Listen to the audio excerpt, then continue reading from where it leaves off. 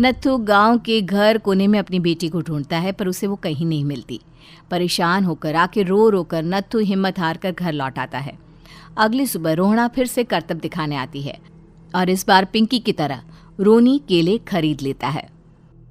50 रुपए दिए थे पापा ने, सारे पैसों की मैंने केले खरीद लिए हैं। अब मैं भी आंटी की तरह ही करतबबाज बन जाऊंगा।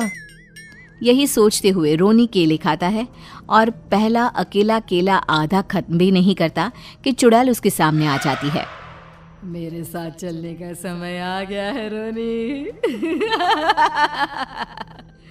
ये तो बस शुरुआत है। अब इस गांव के सारे बच्चे धीरे धीरे मेरे कब्जे में होंगे, एक बच्चा भी नहीं बचेगा। ये कहकर रोनी को गोद में लेकर काले धुएं में अदृश्य हो जाती है।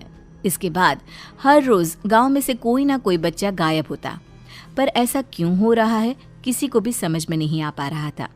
रोज की तरह अपनी बेटी पिंकी की तलाश में नत्थू गांव के एक तालाब के पास बैठा रो रहा था। कहाँ गई मेरी पिंकी?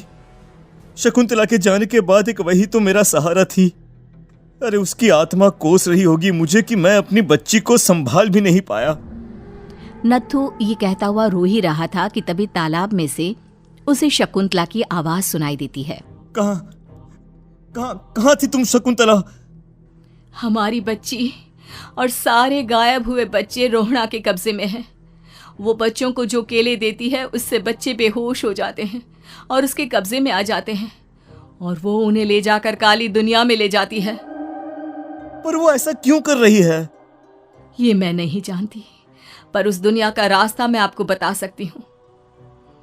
जहाँ ये नदी खत्म होती है वहाँ एक केले का पेड़ है, उसके नीचे एक दरवाजा है, वहीं से रास्ता जाता है उस दुनिया का। ये कहकर शकुंतला की आत्मा गायब हो जाती है।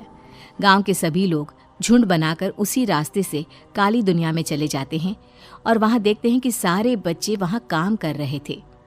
पापा मुझे ले चलो यहाँ से। पापा पापा। सभी बच्चे अपने मम्मी पापा से लिपट जाते हैं। तो तुम लोग यहाँ तक आ गए? क्यों हमारे बच्चों को पकड़ लिया तूने? तुझे शिकार ही बनाना है तो ले, हम सब आ गए हैं, हमें खा ले। नहीं, मुझे बच्चे चाहिए। मेरे बच्चे के बदले तुम लोगों के बच्चे।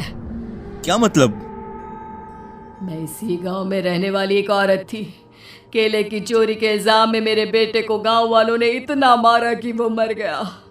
उसी दिन मैंने ठान लिया कि गांव वालों का भी वही हाल करूंगी। कुछ दिन बाद बेटे के चले जाने के दुख में मैं भी मर गई और मेरी भटकती आत्मा एक चुड़ैल बन गई और फिर मैंने बदला लिया तुम सबके बच्चे छीनकर। बर्दाश्त नहीं कर पाए ना? सोचो मुझ पर क्या बीती होगी। हमें माफ कर दो रोहना। पता नहीं ये किसकी गलती थी, पर हम सभी माफी मांगते हैं। हमारी खुशियां लौटा दो, तुम भी तो एक माँ हो। गांव वालों की बात सुनकर रोहना का मन पिघल जाता है और वो बच्चों को छोड़ देती है। उसके बाद काली दुनिया बच्चों के लिए जादुई दुनिया बन जाती है। अब कोई भी कभी भी। उम्मीद है कि आपको हमारी ये कहानी पसंद आई होगी। कृपया हमारे चैनल को सब्सक्राइब करें और सभी अपडेट्स के लिए बेल आइकन जरूर क्लिक करें। और हाँ, वीडियो लाइक और शेयर करना मत भूलिएगा। Bye bye.